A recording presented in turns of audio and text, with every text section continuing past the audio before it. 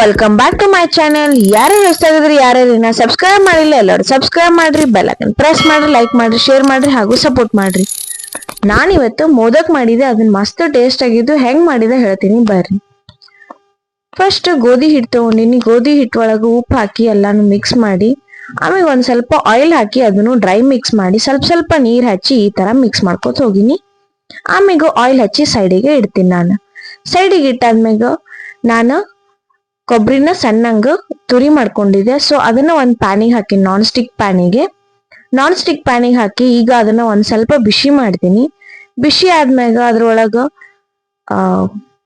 Black pepper ಮತ್ತೆ ಏಲಕ್ಕಿ ಪೌಡರ್ನ ಎಡ್ಡು ಹಾಕ್ತೀನಿ. ಹಾಕಿದಾದ್ಮ್ಯಾಗ ಬೆಲ್ಲನು ಹಾಕ್ತೀನಿ. ಹಾಕಿ ಈ ತರ ಎಲ್ಲಾನು ಮಿಕ್ಸ್ ಮಾಡ್ಕೋತೀನಿ.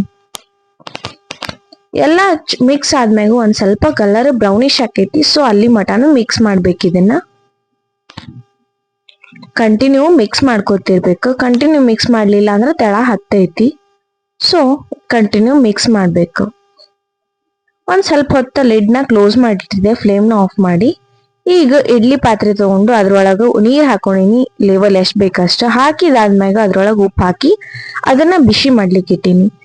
ಈಗ ಅದೇನ ಗೋಧಿ ಹಿಟ್ಟನ ಕಲಿಸಿಟ್ಟಿದಲ್ಲ, ಸೊ ಅದನ್ನ ತಗೊಂಡು ಈ ತರ ಮಾಡ್ಕೋತೀನಿ.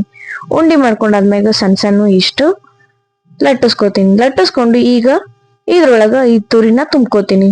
ತುಂಬಿ ಈ ತರ ಕ್ಲೋಸ್ ಮಾಡ್ಕೋತೀನಿ. ಎಲ್ಲಾನು ನೆಕ್ಸ್ಟ್ ಇದೇ ತರ ಮಾಡ್ಕೋತಾ ಹೋಗ್ತೀನಿ. ನೀವ್ ಎಷ್ಟ್ ಹಾಕ್ತಿರಿ ಅಷ್ಟು ಬಾಯಿ ಒಳಗ ರುಚಿ ಬರ್ತೈತಿ. ಸೊ ಎಲ್ಲಾನು ಇದೇ ತರ ತುಂಬ್ಕೊಂಡಿನಿ ನೋಡ್ರಿ. ಎಲ್ಲಾ ತುಂಬಿದಾದ್ಮ್ಯಾಗ ಇದನ್ನ ಲಿಡ್ ಕ್ಲೋಸ್ ಮಾಡಿ 5 ಮಿನಿಟ್ಸ್ ಬಿಡ್ತೀನಿ.